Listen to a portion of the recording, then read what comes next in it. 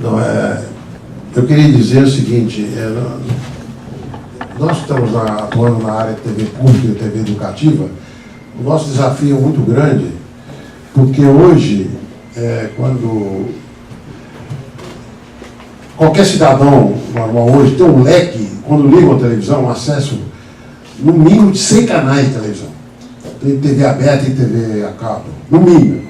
Entendeu? Hoje pode verificar que tem um tipo de televisões, de produção de televisão para todos os gostos, para todo tipo de plateia, né? Então eu queria dizer assim, nós temos a TV pública e as TVs educativas tem que ter uma ação, vamos dizer, bem sincronizada, atuando em conjunto, para lutar para que esse modelo de veículo de comunicação ocupe seu espaço na sociedade. Entendeu? Porque, como você disse, hoje eu diria que se a gente fizer uma pesquisa do Ibope para ver quem assiste TV educativa e TV a cabo, eu diria que são os gatos pingados, né? Infelizmente. Né? Então eu diria que tem que ser uma ação conjunta, não ações isoladas, para a gente tentar buscar essa mudança de comportamento da sociedade e explorar o potencial que ele tem, entendeu? Porque, repito, tem esse leque muito grande hoje de acesso a canais de televisão, entendeu? Coisa que no passado não tinha, né? Então eu diria que esse é o nosso grande desafio. Então eu sugeriria que nós tivéssemos assim, periodicamente, seminários ou reuniões setoriais, tá? Para voltada mais para o papel das TVs educativas e TV pública e TVs universitárias, para a gente conquistar o espaço, nosso espaço gradativamente. Eu sei que é um trabalho de formiguinha, né? Porque, repito, nós estamos aí convivendo com um momento de... Você liga um canal de televisão hoje, você tem 1000 opções de televisão, né? Entendeu? Então, eu diria que... E muitas são retransmissoras, retransmitem programações como cabeça de rede, de outros canais que está à frente, que estão nos grandes centros, entendeu? Principalmente nós aqui que estamos no interior, né? Então, eu diria que nós temos que ter uma ação conjunta para poder mudar essa cultura. E o que você acha dessa mobilização que podemos ter daqui para frente, para poder mudar a consciência dos telespectadores e do potencial que nós temos aí pela frente para ser explorado?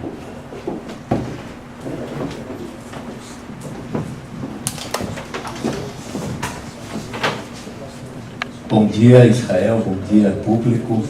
Antes de mais nada, bacana te ver aqui mais uma vez, né? Não é a primeira vez, mas assim, né, de cara, assumindo aí a presidência da Rede Minas, e já está nesse evento, nesse movimento, para nós é extremamente interessante.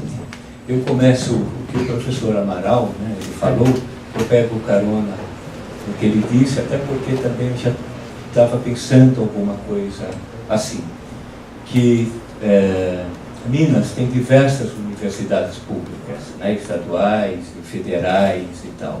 Inclusive, a Pró-Reitoria de Extensão, para este ano de 2015, lançará no segundo semestre um corredor cultural, onde haverá, então, assim, visitas e trabalhos, né, e apresentações culturais envolvendo a região sudeste. Então, eu concordo com o professor Amaral que seria extremamente interessante a Rede Minas, com talvez a rede das IFES mineiras, a gente ter esse diálogo mais aproximado, mais sistemático, a partir de um conceito de política pública, né, de interiorização da cultura. Me parece que a Secretaria Estadual ela está se manifestando e você aqui também nos trazendo. Então isso é um link. Outro link que eu gostaria de dizer, eu digo, a Diretoria de Cultura, né, da Pró-Reitoria de Extensão, Cultura e Assuntos Estudantis da UFO, já teve a experiência com a Rede Minas, nos anos 0, ainda do novo milênio, que foi com o programa Arte na Praça. que ele era transmitido aqui e depois ele era transmitido na Rede Minas. Você, muito sabiamente, muito esteticamente, eu achei isso primoroso, né? Você falava da desigualdade, assim, deste layout estético que era apresentado. Hoje você já nos deu um toque, né? Olha, tudo bem, uma notícia, de repente a coisa pode em estado bruto, cru, etc, etc. Mas dependendo, né, da programação, tem assim algumas coisas aí assim para se fazer. Eu, como gestor na época, só fui mesmo entender isso a partir do momento que nós contratamos uma produtora independente, pensamos um layout legal, sabe, e encaminhamos então para a rede, para a RTU, mas aí, de certa forma, acabou a gestão, não houve, eu acho, mais a veiculação para a Rede Minas. Isso, creio que é extremamente importante. Quando você fala de abrir outras portas, aí, né, então já tem essa forma oficial, mas talvez a Web Minas, creio que isso é muito legal, sabe?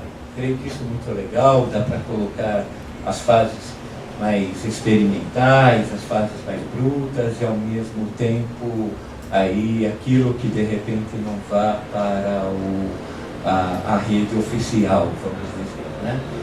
E por fim, também, né, assim, o que eu gostaria de falar, recentemente, acho que na semana passada, a Folha de São Paulo ela falou do novo cinema mineiro. Inclusive, não sei se você chegou a ver, inclusive até fazendo um link com o novo cinema pernambucano, né, que despontou principalmente aí nas últimas 2 décadas, etc. E tal, e falando da dificuldade, etc., etc., mas exaltando que existe um novo cinema mineiro. Quando eu li, eu pensei, caramba, é que esse jornalista não conhece assim, a produção de audiovisual que essa cidade de Uberlândia, ela tem, e ela tem muito legal, jovens cineastas, videomakers, etc. e tal, que são premiados por aí, que os seus vídeos são extremamente assim, visitados, etc., né? Então, hoje você já deu um toque do Fórum, né, Mineiro de Audiovisual. Aí eu já fico pensando, como gestor público, né, que novamente, nessa oportunidade que eu estou tendo à frente da Diretoria de Cultura da PROEX, assim, caramba, como será que numa parceria, né, que já está sendo engatilhada, de uma mostra de cinema independente, de repente nós poderíamos ali também já pensar, e aí, moçada, como é que é? Quem é linkado ao fórum, quem não é? Vamos, dentro dessa mostra de audiovisual, trazer alguém ou fazer uma discussão nesse sentido? Enfim, são apenas ideias, mas acima de tudo, que bom que você está nessa posição mais uma vez. E aí a turma ontem brincava, né, que pelo seu currículo você poderia ser o presidente da República, mas eu gostaria que você fosse ministro da Cultura e Social, tá bom? Mais uma pergunta. Você já. Oi. Bom dia. Só aproveitando também, talvez à tarde a gente não tenha oportunidade, mas agradecer assim, o pessoal do Pontapé, Rubens, né, pela a 10ª Semana de Cultura Popular. Pelo menos eu que participei na quinta e ontem e hoje também, tenho aprendido muito. Assim. Eu queria fazer um gancho com o professor também, foi o que eu pensei. E aí eu pensei, por exemplo, num relato pessoal.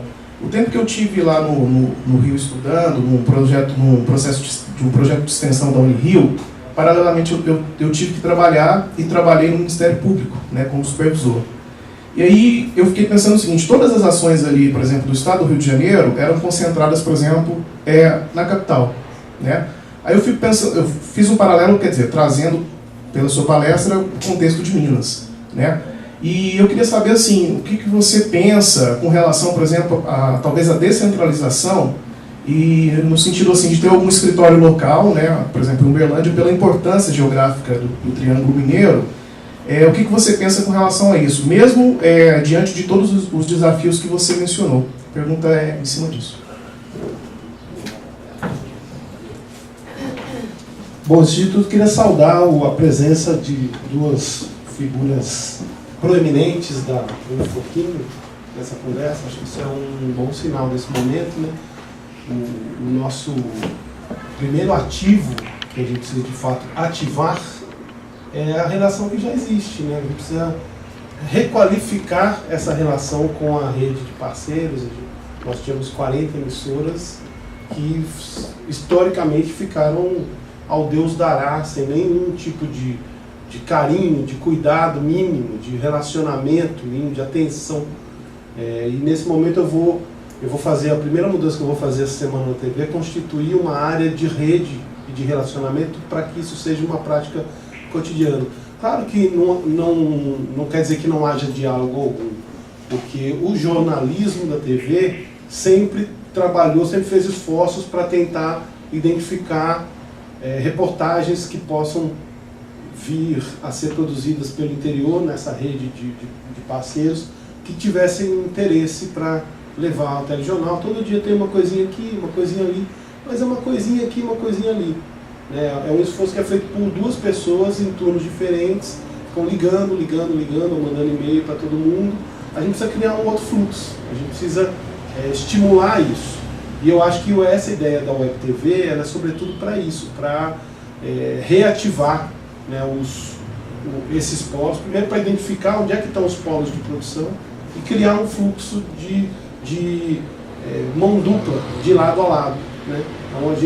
Então eu fico pensando aqui, claro que tem uma rede constituída de TVs universitárias, né? Tem uma associação, inclusive, que é a BTU, que representa as TVs como um todo, mas se a gente não conseguiria imaginar a pactuação entre as universitárias desde já de uma faixa de programação fixa na Web TV da Rede Minas, né? Todo dia, eu fiz uma experiência parecida com isso quando eu fui para a TV Brasil.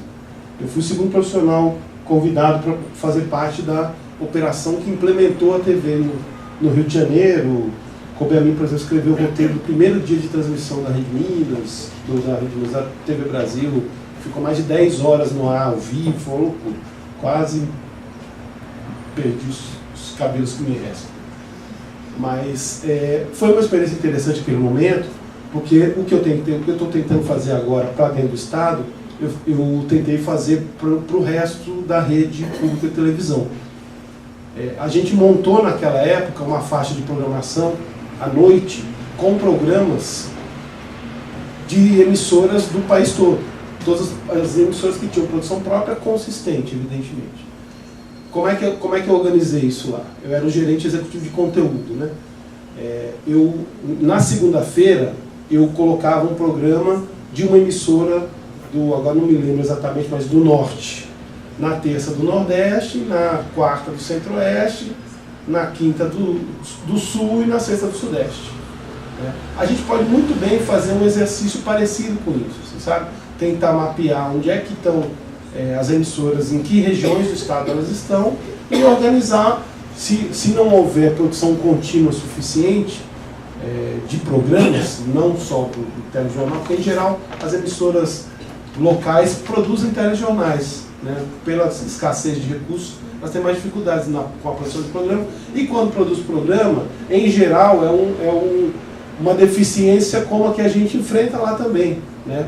Também pela falta de dinheiro. Acaba fazendo rádio e não televisão. A maior parte dos programas da própria Rede Minas, se vocês botarem a lupa lá, vocês vão ver, são programas de rádio com imagem. Programinha tem coisas muito consistentes, não estou desqualificando não, pelo contrário, eu não respeito por aquela equipe, mas era o que era possível fazer com as condições que se tinha. E é isso que orienta as decisões no final no campo público de televisão. O que eu estou chamando de programa de rádio com imagem? Programa de um apresentador de perninha cruzada, acomodado numa poltrona, espera-se minimamente confortável, conversando loucamente. Né? Há assuntos de relevância, há entrevistados mais ou menos interessantes, há apresentadores mais ou menos sagazes, né? Mas é rádio com imagem.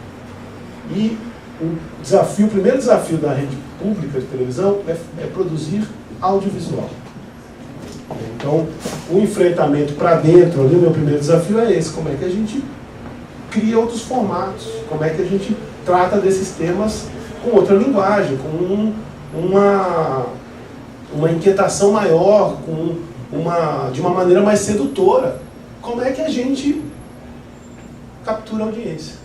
Então, no fundo, o nosso grande desafio conjunto é fazer, atuar em direção a uma coisa que não deve ser determinante, na minha visão, nas decisões que orientam a TV pública, mas que é imprescindível também, por outro lado, que é ter audiência.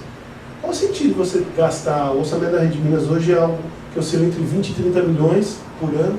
Qual o sentido você botar 20 e 30 milhões numa operação dessa complexidade, se isso não se reverte em entrega para a população? Se as pessoas não veem, você está gastando mal dinheiro. Eu quero que as pessoas vejam, isso é a minha obrigação, gastar bem esse dinheiro. Né? E disso não tenho dúvida. A gente vai sim estudar caminhos ali e buscar soluções para essas deficiências. E eu tenho em vista alguns movimentos ali que vão tentar dialogar com um público mais amplo, e também é outra dificuldade da televisão pública. Né? A gente quer fazer televisão chique, inteligente, culta. A gente quer, parece que a TV pública, a natureza dela é necessariamente falar com a elite do país, com as pessoas que pensam o mundo e tal. É uma televisão no sinal aberto, tem que ser para todo mundo. Como é que eu falo para todo mundo? Claro que isso não requer que eu abra mão disso. Né? Mas eu não posso me orientar só por isso. A TV Cultura, um tempo atrás, fez uma pesquisa muito interessante que mostrou com toda clareza. O público dominante da televisão pública, no caso deles lá, eu imagino que isso possa ser expandido, é classe C e D. Ou era, né? Isso é anterior a tal nova classe média aí, que já vem migrando para o cabo. Por quê? Porque essa classe C e D não tinha para onde correr, e ela sabe que ela precisa de informação. Ela talvez não tenha tanto acesso a assinaturas de jornais, de revistas, não necessariamente vai ter internet em casa. Quer dizer, você entregar o sinal de uma emissora de TV gratuitamente, que traga informações que podem ajudar as pessoas no dia a dia, isso é valiosíssimo. Essa é a nossa missão, não pode ser menos que isso. E quando a gente tiver competência para fazer isso da maneira que isso merece, com a relevância que deveria ter, não tenham dúvidas, nós vamos incomodar as emissoras comerciais, porque a gente vai sim disputar audiência em determinadas faixas de horário. E eu não faria uma operação desse tamanho se não fosse para isso. É isso que eu quero. Eu quero sim disputar audiência. Né? Não é isso que vai orientar minhas decisões, vocês não vão ver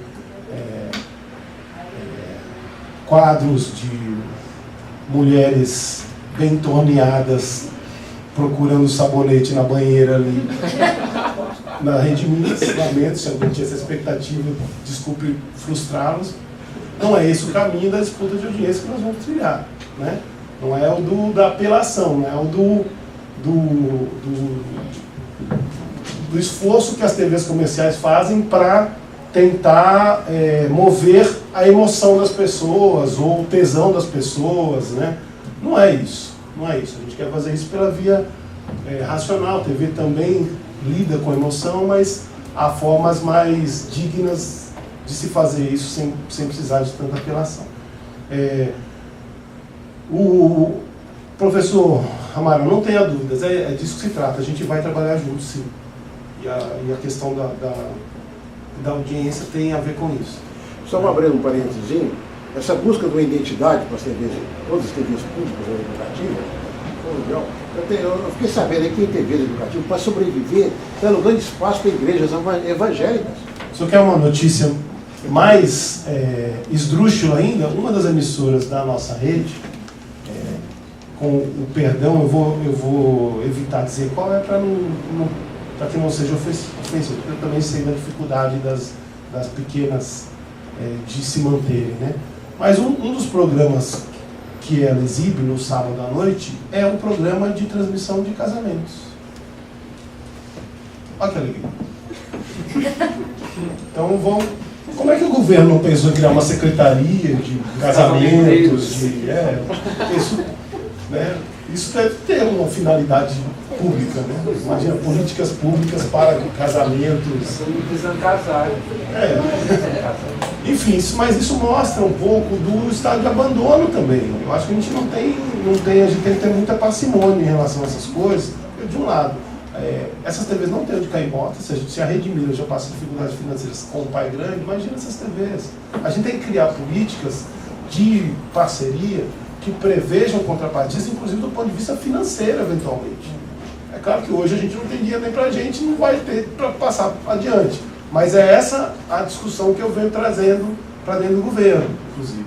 Porque, por exemplo, a Rede Minas nunca recebeu verba publicitária do governo. O governo gasta uma fábula para dar visibilidade para suas campanhas nas TVs comerciais. Nunca foi uma parcela desse recurso para a própria televisão. Olha que loucura. Esse investimento que vai ser feito que precisa ser feito na Rede Minas, da ordem de talvez até uns 20 milhões, para migração para o sistema digital, parece muito dinheiro, né? Para a gente é muito dinheiro. Para o Caixa do Estado, não necessariamente, mas todo mundo se estapeando lá por 20 milhões. Então o dinheiro não necessariamente vai vir para a gente, né? Não tem 20 milhões sobrando. Pelo contrário, o governador Pimentel recebeu o Estado quebrado. Não sei se vocês têm clareza disso, mas serão anos muito difíceis esses. E a nossa sorte é ter um governador com esse perfil, porque ele já passou por isso em Belo Horizonte. Quando ele começou na vida pública, ele chegou lá e tinha uma dívida no município que era do tamanho do orçamento do ano, que é exatamente o que está acontecendo esse ano. O Estado tem uma dívida que é do tamanho do seu orçamento. Olha que loucura, da sua arrecadação. Não é do seu orçamento, da sua arrecadação. Quer dizer, está quebrado. Como é que você vai mover dinheiro assim, numa condição dessas, cheia de restrições? Mas quando eu comentei isso com o secretário de comunicação, dizendo, secretário, precisamos, o governo precisa ter um entendimento da relevância da TV e desse momento, da importância de fortalecer nesse momento, por isso. E ele disse, de quanto que a gente está falando de dinheiro? Eu falei, algo entre 16 e 20 milhões. Ele olhou para o céu assim, parece muito, né? Mas é o que o governo botava no jornal Estado de Minas por ano. Então, o silêncio da imprensa mineira tem preço, né? O silêncio ou o filtro da imprensa mineira nas últimas 2 décadas tem preço, e o preço não é baixo, não. Daria para construir uma TV digital inteira, do zero. Vocês entendem? Imagina se uma parcela desse recurso fosse destinada para o fortalecimento da nossa rede de parceiros, por exemplo. Né? Quer dizer que o governo vai deixar de anunciar nos Estados Unidos. Os Estados Unidos é um jornal importante, tem lá a sua história. Questione se ou não a sua linha editorial, né, e as suas orientações éticas. Mas quer dizer que se é só para anunciar, deve ser bem mais barato do que para comprar o silêncio. Vai sobrar um dinheirinho aí. Né?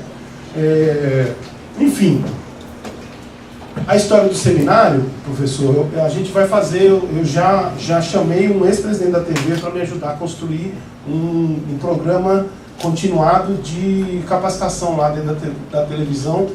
Faço questão de convidar as nossas parceiras para encaminharem, mandarem seus funcionários para lá quando acharem que devem. Preciso atentar para criar esses canais de comunicação para a gente ver como é que isso seria. A história do Arte na Praça. O Arte na Praça saiu, eu vou correr o risco de apanhar aqui, na minha gestão como diretor de programação e produção. Fui eu que tirei o programa do ar. Desculpe. Mas eu prefiro trabalhar com toda a franqueza, toda a transparência sempre. Isso é um princípio para mim. E a minha opção, na verdade, a gente fez um movimento grande naquela época na grade, e a minha decisão foi tomada porque ele era muito frágil mesmo, tecnicamente, sabe? Ele era muito irregular e tal. Não que os conteúdos não fossem relevantes, pelo contrário. Eu acho que esse programa existe ainda hoje, ele continua sendo... O projeto existe e ele ainda é gravado? Ainda Do ano passado, sim. Do ano passado. Eu acho que pode ser um bom momento para a gente tentar dar uma reempacotada nele. Quer dizer, pelo que você escreveu, ele já avançou muito, né? Mas pode ser um bom momento para a gente dar essa reempacotada. Eu adoraria ver até como é que ele está agora. Aliás, eu adoraria ver a produção toda da TVU hoje, para a gente enxergar que tipo de conteúdos a gente poderia desdobrar, se não na televisão diretamente nesse momento, na web TV, e como é que a gente pode contribuir para fortalecer conteúdos que sejam interessantes, que tenham determinadas fragilidades, para levar para a TV sim. Né? Por que não criar na faixa de programação da TV aberta um horário para os melhores programas do campo universitário? Entende? Pela inquietação do Rubem, eu já estourei aqui os meus créditos. Né? Por fim, a questão da descentralização. Acho que isso é uma coisa vital, de fato. Assim. É importante que a TV consiga constituir, se não for por essa rede de parceiros, uma estrutura de postos avançados, né, de sucursais, como se fala no linguajar jornalístico. Eu participei da Conferência Municipal de Cultura no ano retrasado, 2013, lá de Belo Horizonte. Fui eleito delegado para a Conferência Estadual de Cultura, participei dela. Éramos 400 delegados de todas as regiões do estado, discutindo política pública como um todo. E eu fui responsável, junto com um amigo de Cataguases, pela formulação de duas propostas da área de comunicação. Uma delas é a aprovação do projeto da Empresa Mineira de Comunicação, que tramita na Assembleia. Eu faço parte do grupo de trabalho que está tentando qualificar esse projeto. Deixo o convite para que vocês atentem para isso também. É um novo desenho, uma nova configuração jurídica para a TV e para a rádio que a gente está propondo para tentar eliminar as travas que a gente tem hoje. Nessa proposta que nós apresentamos na Conferência Estadual de Cultura, que foi aprovada praticamente por aclamação, a gente mencionava essa questão da importância de que a Rede Minas, o sistema público de comunicação, tenha bases no interior, né, tenha sucursais. Eu participei da formulação de um documento que serviu de base para o capítulo de cultura do programa de governo do Pimentel. E isso está lá também, isso foi levado ao programa de governo. E eu participei de um grupo de trabalho no final do ano, o pessoal da cultura moveu mais de 100 pessoas de todos os segmentos, que gerou um documento que foi entregue à equipe de transição do governo, e isso também está lá. Então não tenho dúvidas de que esse jogo de forças vai permitir que a gente avance em direção ao interior cada vez mais e que isso se materialize de verdade, né? Enfim, gente, não sei se eu deixei alguém sem resposta, tem mais mas acho que ainda tem mais 3 perguntas. Mas o Rubem vai só... Desculpem por ter me alongado tanto. Não, tá tudo certo. Para continuar, não tem problema. Vai só falar para a gente poder continuar aqui. Tá. A gente pode continuar essa conversa também na van a caminho do aeroporto, quem quiser.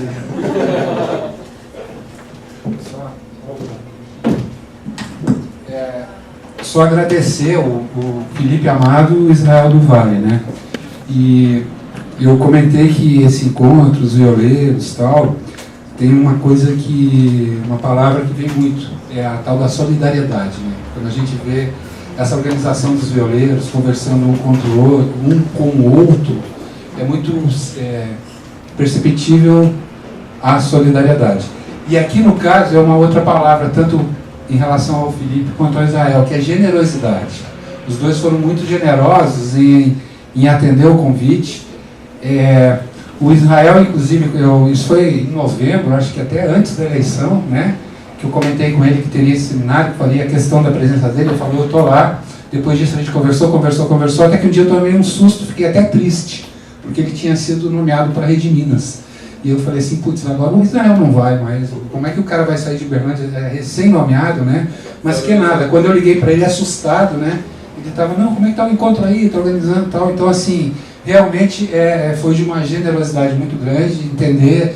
Isso também mostra que quando ele está falando de interiorização, ele não é um discurso lá de Belo Horizonte para o jornal para a gente ler aqui um release que veio, está acontecendo na prática. Estou feliz demais, porque... E outra coisa, viu? Esse encontro aqui, ele que pediu. Não foi... Ele vinha como produtor cultural independente, mas quando nomeado como presidente da Rede Minas, é por conta disso que entrou na grade de programação um pouco mais tarde. Porque ele falou, não, vamos encontrar, porque eu estou com este projeto de prospectar possíveis, potenciais fornecedores de conteúdo para a Rede Minas. Eu estou agora indo buscar o secretário Oswaldo, que deve chegar às 1h20. A gente está marcado aqui para as 14 horas para começar, e é um efeito dominó, porque lá no Sabiazinho vai começar às 5. Nós temos um horário com TV e tal, então lá vai começar às 5.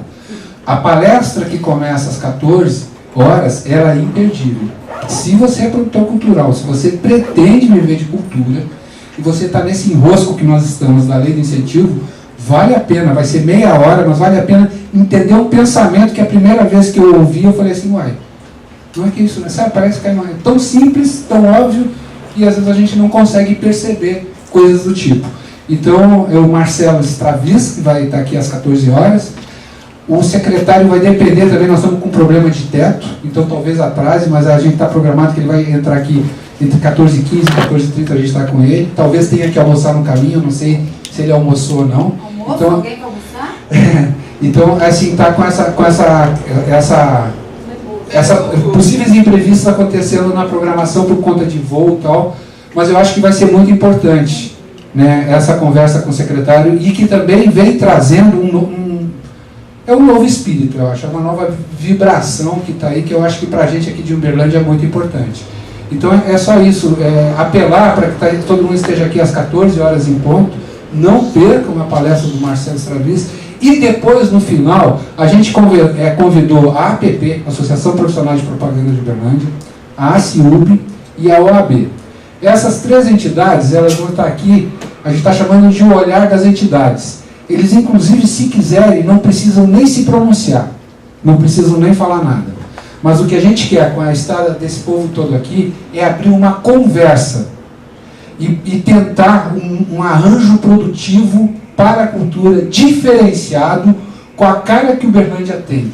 Uma coisa nossa, vamos tentar gerar uma coisa própria aqui. Talvez a gente consiga ser modelo para as outras cidades.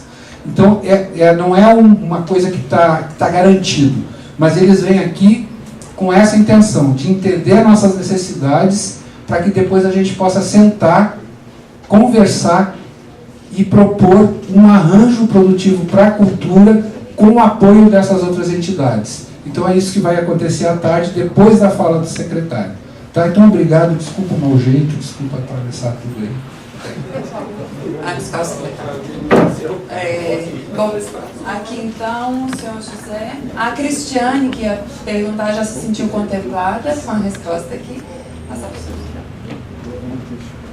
senhor. Eu não sou da área, tá? Eu sou eleitor contribuinte, eu vou ler porque eu não consigo expressar. Sou eleitor contribuinte no início e consumidor pagante no final dos projetos culturais. Quem mais engessa a comunidade é a educação. Os alunos são robotizados para não refletir e solicitar seus anseios.